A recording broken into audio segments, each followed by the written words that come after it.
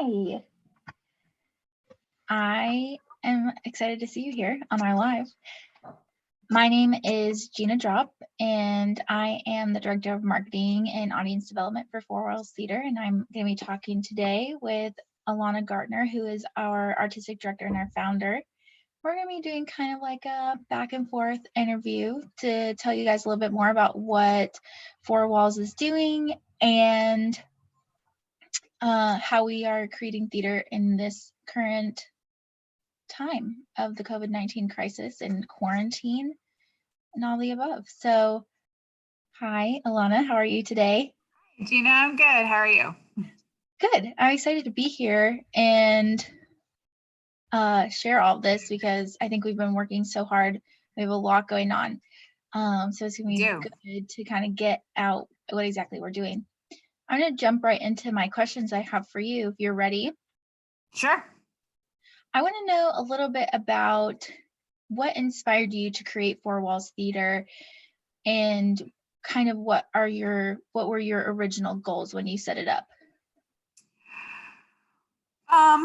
So I've worked in a couple of different industries. I've worked in social service industries right after 9/11, and sort of in a number of years afterwards. And I've also worked in theater. And so I sort of saw a lot of need when the COVID-19 situation presented itself. And I saw a lot of my friends who were in the theater industry who were sort of very suddenly out of work. And I saw a lot of my friends who were in social service organizations who were very overworked. And I understood what this situation was going to be like because, well, I didn't understand because nobody understands. Yeah, it's super unpredictable. But I understood that, yes, it's very unpredictable. But I understood that, there was a great need for people who were stuck at home to somehow be able to help, and to be able to help those people who were on the front lines, and to be able to help those people who were sick. And as a theater maker and as a playwright, I wasn't really sure what I was going to be able to do. I had, the night before Broadway closed, I had been at an off-Broadway show. Wow. And that show was supposed to continue for several more weeks. And it was devastating because it was the last show for him. It obviously had to close down. And it was something he'd been working forward to for years. Right. And there were, and I was sort of looking around and seeing a lot of opportunities for my playwright friends disappearing. And I thought, well, they don't really need to.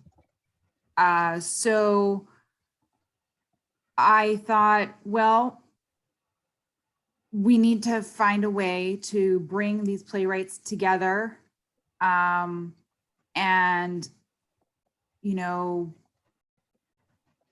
present a way that we can also support charities. Mm-hmm. I'm not gonna lie, Jimmy Fallon was a little bit of an inspiration. His at-home situation was pretty hilarious.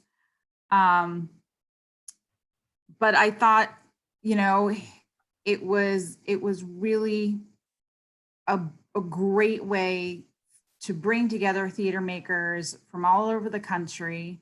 You're in Chicago, I'm here in New York. We know people everywhere. And even though we're all like in our houses, we could still be able to make theater and benefit charities that really needed it. Do you want to mention a couple of the other places that, we're going to go into the actual production that's upcoming soon, but where all people hail from in that production? I know you mentioned you're in New York and I'm in Chicago. Right. So we have our sound engineer is also here in Brooklyn. We have an assistant who's working with us who's down in Atlanta. She is currently on our YouTube chat. So if you guys have something that you want to shout out to her, Catherine is there and available to answer questions. And also later in our little broadcast here, we're going to directly take some questions. Yeah. We'll take some questions. And then we have our website designer is out in Ohio. Our playwright is in California. Our director is in Texas. Our actors are in Texas, New York, and Maine. Not just New York City, but also Buffalo. And our next production is also has people, I think, all over the place. So yeah. So this Four Walls has really been out. able to get its hand all over the place, even though we're all quarantined in our own homes. Yep. So we're trying to be as communal, even though we are super spread out.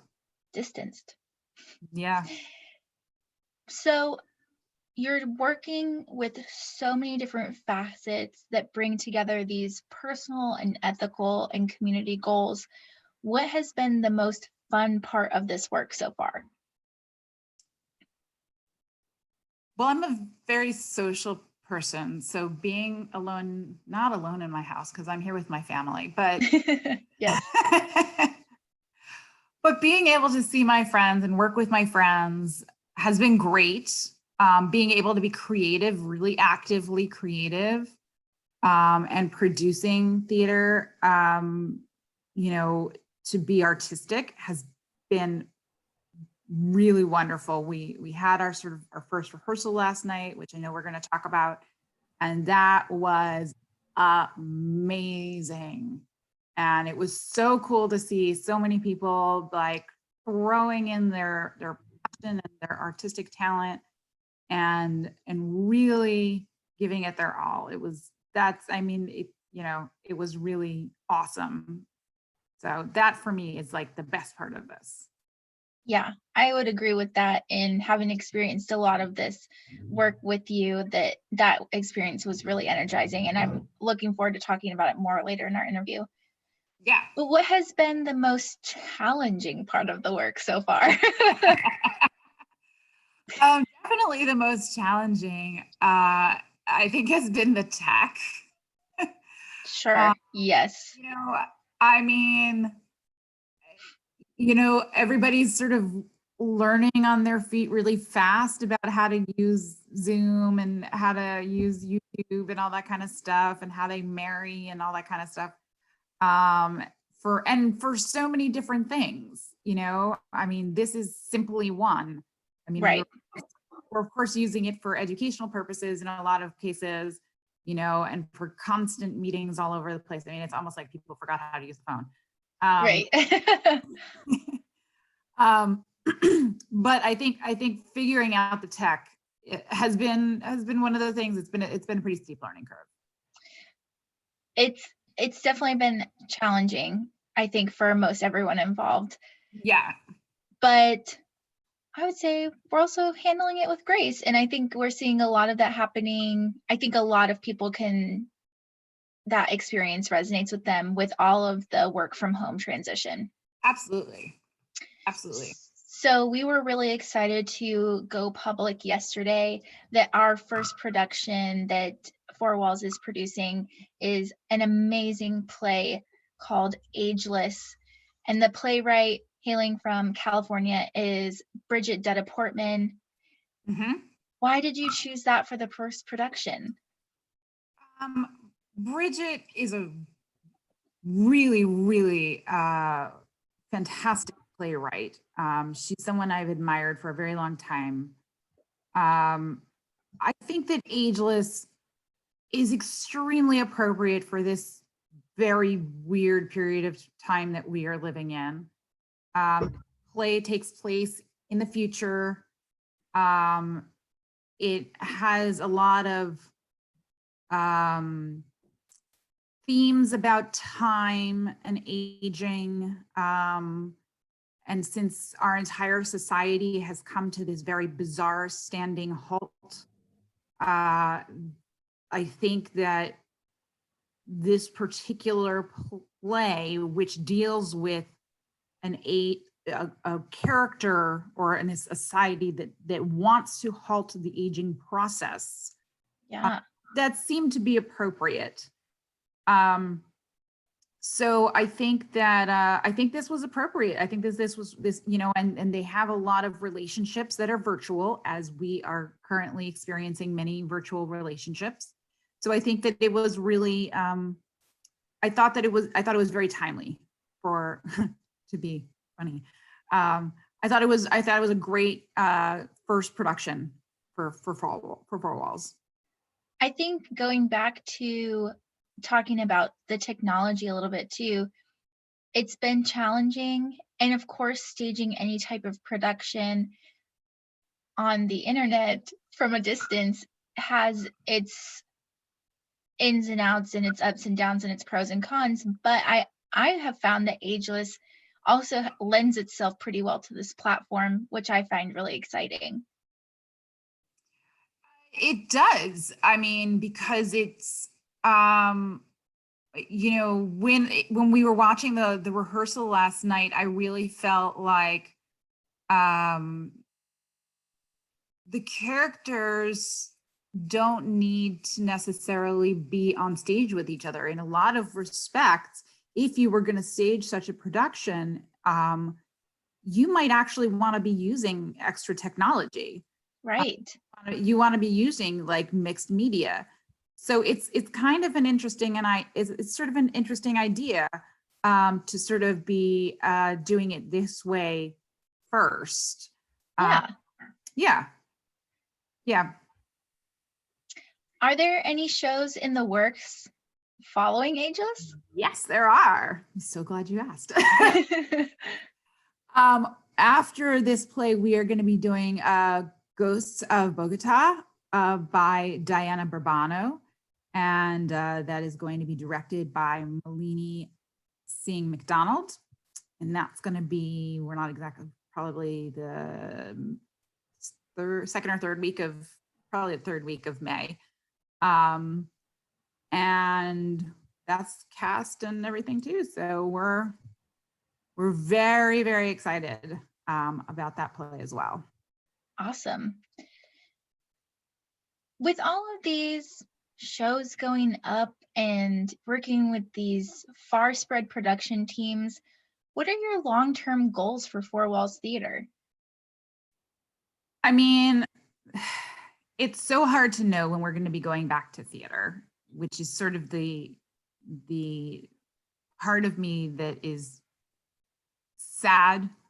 There was this really wonderful piece by Joel Gray in the New York Times the other day, saying about how he really missed, being able to sit in, an audience with 1,000 people, breathlessly waiting for a show to start. And I agree. And we're not going to be able to do that for a while, I think. You and I both live in pretty heavy theater scenes. I know that I also went and watched and saw a lot of live theater at the big, at all sorts of, small and big regional theaters in this area. And I know you did too. And so it definitely feels like a hole that needs to be filled right now in that community that theater provides. Right. Exactly. So I think that we have to sort of find our way through, continue to do theater as we always have done, and just continue to be the theater maker selves that we are. Yeah. I think we need to continue to be creative because it's a part of who we are. I think it's, it's always been a part of what society needs. It's not just that we need the building blocks to help us construct our lives into work and school and, some moderation of exercise and, trying to take care of ourselves. But I think it's also that we need to take care of ourselves in a very emotional way by going and finding characters. It's not just that we go and we read. It's not that we just go and watch movies, but theater can still exist this way. And I do see it as it being different. And because it's not edited. Yeah, it's live. It's still live. It's still happening in real time.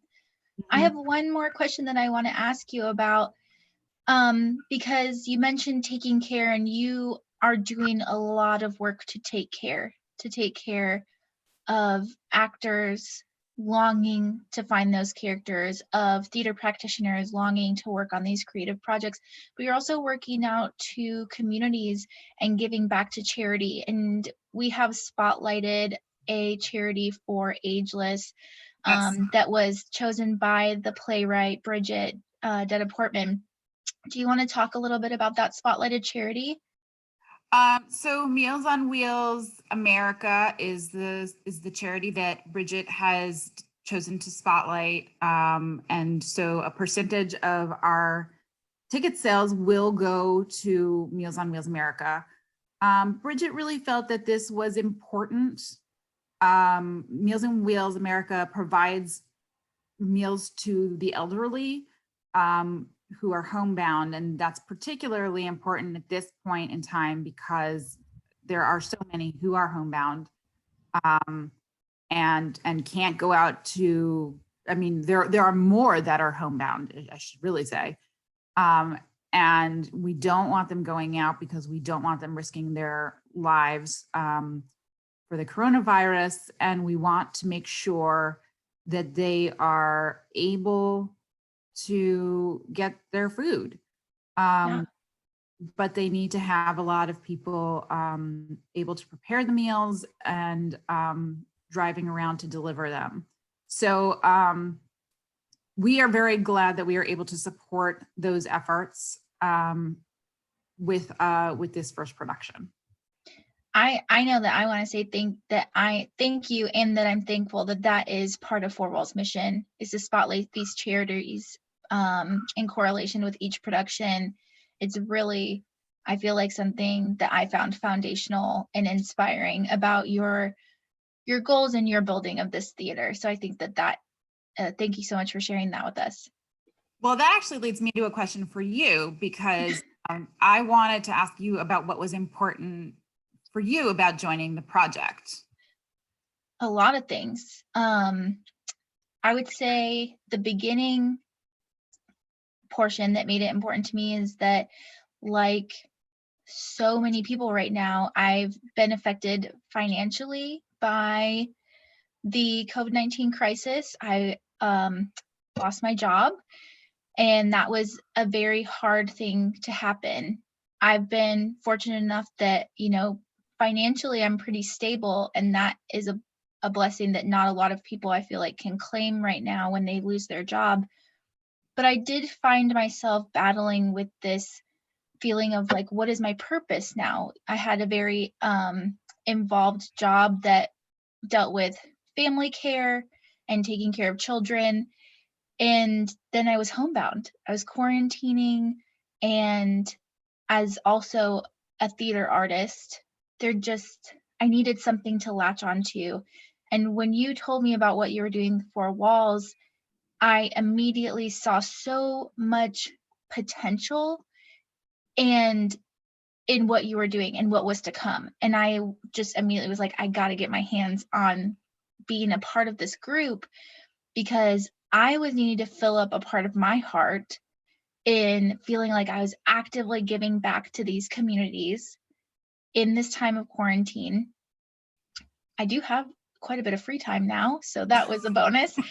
And I just saw, I was like, it made me think of so many things, which I've discussed with you, with not only do we need theater right now, but this situation has opened my eyes to people that need theater like this all the time. There are tons of communities that don't have access to theater the way that I would love everyone to have access to theater. And so that's what's really important to me about joining this project, is the hands-on experience of being able to create accessible, moving theater that gives back to the community. It's really been a treat to be working on this. Awesome. Well, it's been a treat to have you. Thank you. I'm so glad. You want to talk a little bit about your other theater background? Yeah, I would love to. I have been doing theater pretty much my whole life. Started out as in acting, pretty much all live theater, community theater type settings. I started doing auditions and acting in a school setting or in a community theater setting when I was like middle school aged. And then my passion for doing theater as a career really heightened in high school when I went to a magnet program, a theater magnet program, high school. And so I was able to really concentrate my studies on what directions I wanted to take my theater career. And I focused in on more not background, but technical sided jobs like stage management and directing, and continued my directing studies in undergrad. And now I'm in graduate school and I'm studying playwriting. And that kind of, I never thought that I'd be a playwright growing up. But I did a lot of sketch writing when I moved to Chicago, and a lot of improv and stuff, like writing for more underground theater gigs and stuff like that. And so then I was like, oh, wait, writing. And that has been something that really propelled me into graduate school, and graduate school has been a great experience. So I kind of feel like I dipped my hands in a lot of elements in theater. I'm definitely extremely passionate about the administrative sides of theater. So I feel like I definitely have a niche here in working with the marketing elements and the developing our audience. It allows me to, in a way that I never have, that I'm working with literally every member of the show. Like I'm working with everyone. I need to talk to everyone. I need to, get stuff from everyone. And that is really fun to me because I get to talk with everyone, really get to know everyone. What do you asked me what was the most fulfilling part for me? What do you think is the most fulfilling part for you? I think I'm really in love with the fact that we're on a daily basis, I'm talking to people in almost every time zone. It is extremely fulfilling to me that I have met like 10 new people that I would have never met. I would have never met and worked with someone in Atlanta, in Dallas, in San Francisco Bay, in Brooklyn, in Ohio, all in the same day. Like that would never happen without four walls. And so that is really fulfilling to me, to be able to network in a way I never networked before. It's crazy, but it's great. Yeah, no, it definitely it definitely is. Tell us a little bit about what inspires you about Ageless. Oh. The play standpoint, with the first time I read the script, I think I was really taken aback by the plot revolves around this drug that freezes you in time, basically. And it's not about beauty standards as much as it's about productivity. And I feel like that's something that I've battled with my whole life, being productive enough, being successful enough. And I think that the take on this, that this play has on that, is really moving and is something worth thinking about. But last night's rehearsal was extremely inspiring. It was our first rehearsal. I don't think anyone knew what would happen. Like, would it go haywire? Would we be like, this is a mess, this is, but I think it showed up just like theater always shows up. You Yeah. think something's going to be chaos in it, and then you leave it and you go, well, that was amazing. It's like when you add lighting to any tech. It's like the show, you're like, this is a mess. And then you add lighting and you're like, I've never seen such art before. Like, that's what it felt like. It was such a good rehearsal that it also made me think about something that is super true, is that actors by nature have to adapt. They take on characters, they become new people, they tell hundreds of stories. To see these actors adapt and still bring, some of the best work I've ever seen in a first rehearsal ever virtually. Yeah, for real. It was that, I don't know what gets more inspiring. I really don't. It was so solid. The acting was so solid. And I'm right there with you.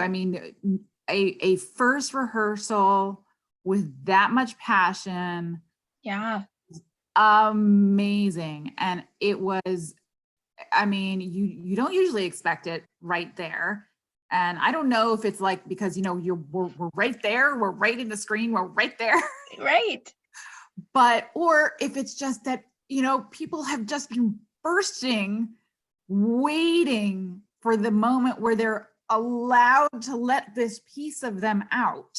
Yes. Oh, but what I think is so wonderful is that it's like what you said, it's like it's like a big blanket just got wrapped around me, and the theater magic came back. It was theater. That's the word I was looking for. Yeah. It was theater magic. It was theater magic. And that came back, and I couldn't sleep after the rehearsal was over. Yeah, I agree. Because I was so excited. So that was, I felt it like that was so, it was so beautiful. And Andra Hunter is the director, and she has been doing a phenomenal job. You think that you see cool directing stuff happening in a theatrical space, and then you see someone come in and rock directing on the internet, and you're just like, well, great. That's amazing. Yeah. Exactly.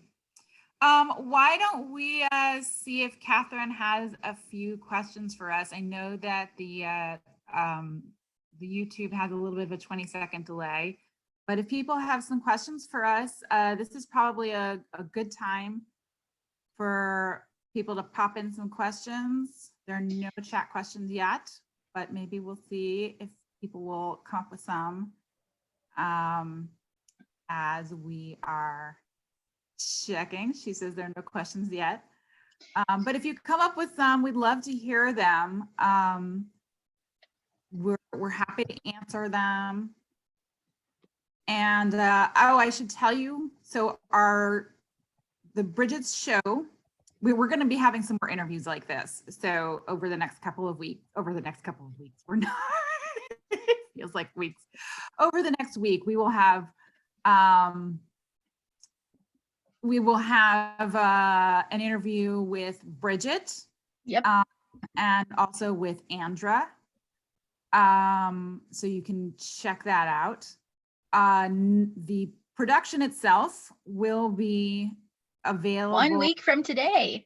1 week from today. That's right. It will be Friday, May 1st, because apparently we're already going to be in May. It'll be at p.m. 7 Central and 5 p.m. Pacific. Yeah. So you'll tune in to this page. Someone is asking, where are all your actors? Where are they from? Is that what the question is? I think the question is, if anyone is watching is an actor and they are interested in working with us, how would they get in contact with us? Okay. So if you're an actor and you are interested in working with us, you can email us at 4wallstheater, that is ER, at gmail.com. There is a follow-up question from the Monty Bullies, and they want to know, where are all our actors? Where do they live? I think, yeah, that's what I think the question is. So on this particular production, they are from Texas, New York City, Buffalo, and there's somebody who is in Maine, right? From New York. Well, she's from New York City, but she is quarantining in Maine. And if you're wondering where they are right now, they are in their homes. We'll see them again. They're in their homes. We'll see them again at rehearsal on Monday.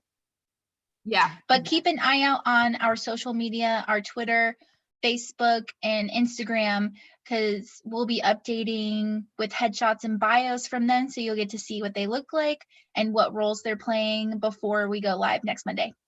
Yeah, we will hopefully have some little mini videos, we're hoping, so you guys can meet them a little bit. Yeah, those are our actors. But they really did a remarkable job.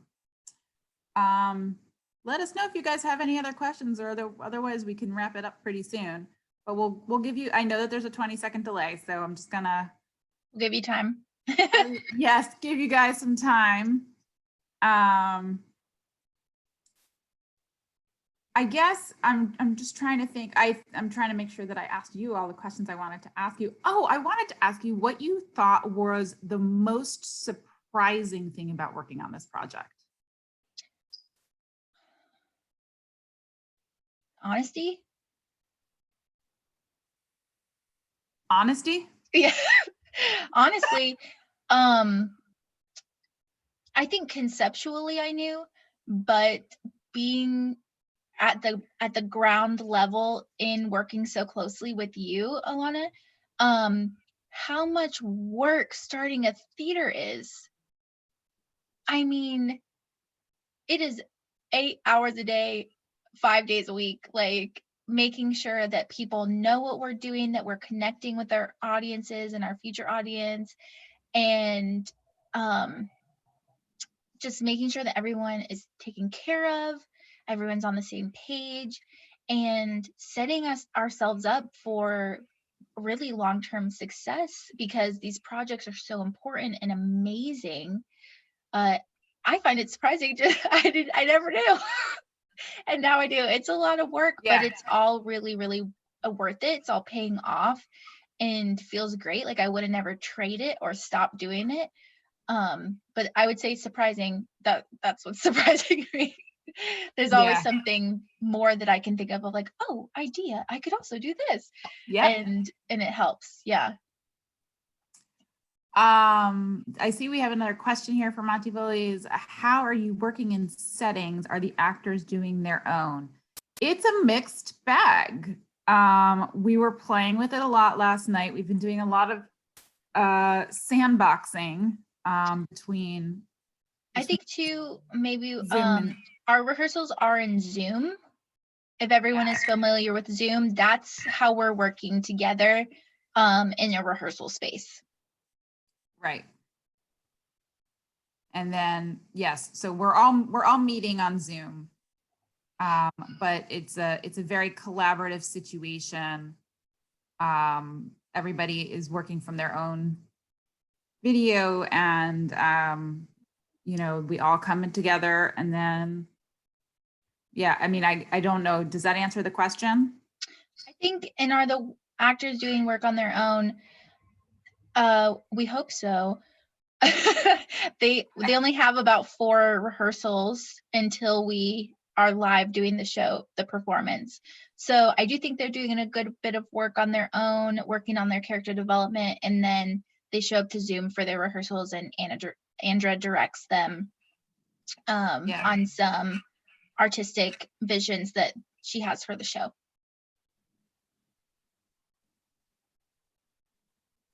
Oh, no. So Catherine is trying to clarify, are they building their own sets or are we providing them? We are not providing any sets. We tried to do some virtual backgrounds and we had a little bit of trouble with that. So we think we're not going to do that, but we're playing with some ideas about costumes and stuff like that. We don't want to spoil it all before you get there on Friday night. But we do have some ideas about how to do some world building. Yeah. Yeah, trying to get them with a neutral background, and that question really takes us back to like some of the technical things that we've experienced. I think we've had to adapt to not everyone has the same PC or Mac, and all of those computers have different tech capabilities. We even had people participating from their Zoom app on their cell phone. It's amazing the things that the technology can do. But for cohesiveness of the production, we definitely have to pick and choose what elements we want to incorporate based on what level of computer people have. Interesting. Is that clarifying? I'm hoping that was clarifying. What have you found to be the most challenging part of this situation?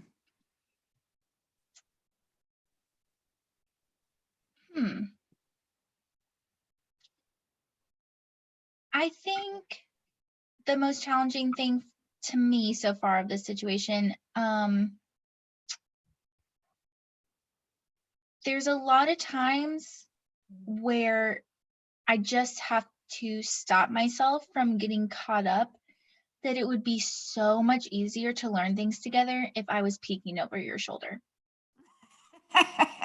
You know, like the distance. Yeah. Even though it's like the main thing we're trying to overcome, I'm almost like getting teary-eyed. Even though it's like the main thing we're trying to overcome and to create in this, it's challenging. It's really hard, especially growing up in theater and having done some theatrical type things with like workshops and stuff with some of you. Like I've been in a workshop with some of you guys before, and having been able to feed off of your energy before. Yeah. And then you just being only this. I know, it's only the limit 2D. that's the limit. That's challenging. It is. It's very hard. It's very hard. Oh, good. I'm glad we answered that question. Good. So All we'll right. give them maybe another 20 seconds, see if anything else pops up, and then yeah, and then I think we'll call it say see you next time. Yeah. So let's last call for questions. We're happy to answer anything that, you know, we think that. Oh, I do want to say one thing. So because this is a startup theater and oh yes, we're all basically working for free right now, and this is we're hoping to give money to charity and to the production team and the actors. We are running a GoFundMe for this production, and that link will be made available in the comments after this live ends.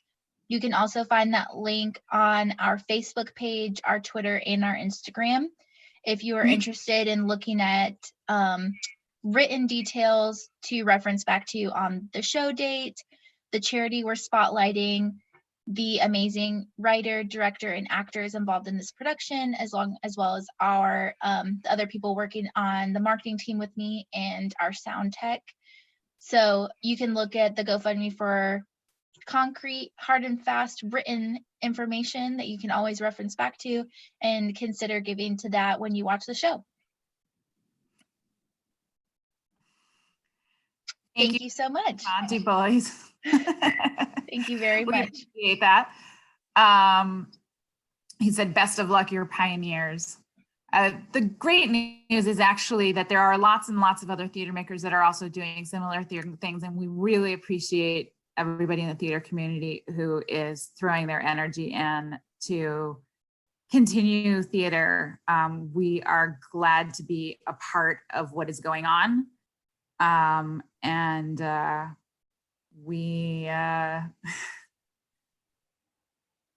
I think it's gonna be a very long tidal wave, and I hope that you guys are prepared to ride with us. Yes. So I think on that note, we will go ahead and sign off. So we will let you all know when the next one of these is going to be up. Yep. Keep an eye out. See you at the virtual theater.